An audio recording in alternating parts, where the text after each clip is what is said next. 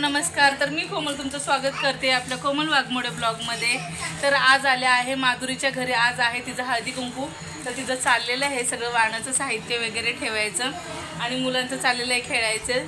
समर्थ पहा कसा चाललेला आहे, तो एक छान असा बसलेला आहे पॉकेट वगैरे घेऊन। आणि आता ही सगळं वाणासाठी लागणारं सर्व साहित्य चाललेलं आहे इथं गोळा करायचं। हाय कर माधुरी सर्वांना। हाय। या सगळ्यांनी हळदी कुंकाला तुम्हाला बाहेरची रांगोळी दाखवते हळदी कुंकाची आजची।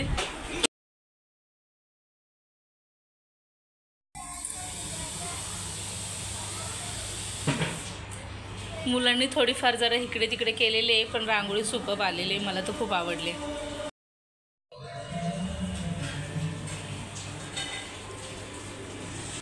तर आता त्या टेबलवर जे वाणामध्ये साहित्य द्यायचं आहे ते सगळं काढून ठेवलं, कारण समोर असलं की म्हणजे काही राहत नाहीत गोष्टी, त्यासाठी ते इथे सगळं काढून ठेवलेलं होतं। आणि ते पहा ही मुलं एका साईडला त्यांची दंगामस्ती चालूच होती आणि सवष्ण्यांची येणं जाणं पण चालूच राहिलेलं।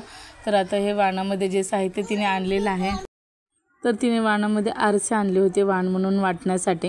तर तिने खूप विचारपूर्वक घेतलेलं आहे मला तरी वाटतं, कारण कसं प्रत्येक महिलांकडं कुठलं सगळं मेकअपचं सगळं साहित्याच्या गोष्टी असतात, पण त्याच्यामध्ये एक गोष्ट कमी असते ती म्हणजे आरशाची। तर आरसे वाटलेले आहेत। तर आणि हे वाण सगळ्या महिलांना आवडलं, सगळ्या खुश झाल्या।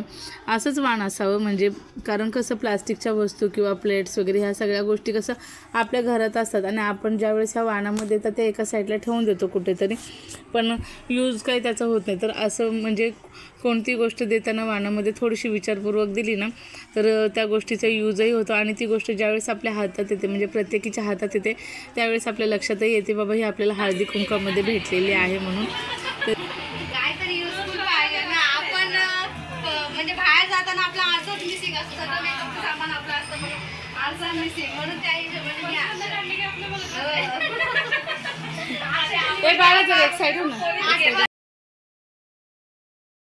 तर ती इथे भरपूर वर्षापासून राहत असल्यामुळे भरपूर अशा म्हणजे तिच्या ओळखी वगैरे झालेल्या आहेत, त्यामुळे बऱ्यापैकी महिला येतात, म्हणजे तिच्या ओळखीच्या आहेत त्या येतात, मुलांच्या शाळेमुळे वगैरे ओळखी होतात। आणि असंच असावं, कारण महिलांना कसं इतर वेळेस काही कोणाच्या घरी जाणं वगैरे होत नाही, प्रत्येकीचं घर संसार परत काही ना काहीतरी नोकरी वगैरे अशा कामामुळे प्रत्येकजण व्यस्त असतं। तर थोडंसं इकडे तिकडे जाऊन थोडीशी विचारांची देवाणघेवाण, त्याचबरोबर एकमेकींबद्दल प्रेम, ह्या अशा गोष्टी होण्यासाठी ह्या असे कार्यक्रम असणं गरजेचंच आहे। तर तुम्हाला काय वाटतं मला नक्की कमेंटमध्ये सांगा। यातून कसं एकमेकींचे स्वभाव माहिती होतात, त्याचबरोबर एकमेकींची सुखदुःख यांची देवाणघेवाण होते, थोडीशी एन्जॉयमेंट करतात।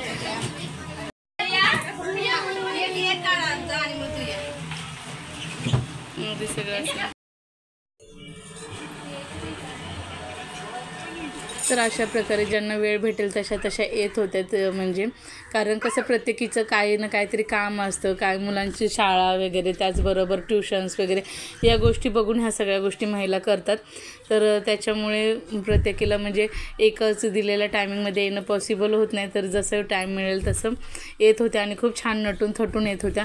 तर त्याच्यानंतर मग मी गेले होते माधुरीची जी मैत्रीण आहे, तर त्यांच्या घरी हळदी कुंकू होतं, तर त्यांनी मलाही बोलवलेलं, तर त्यासाठी त्यांच्याही घरी गेलो। त्यांनी खूप छान अशी सजावट वगैरे केली होती, पाहू शकताय मस्त असं।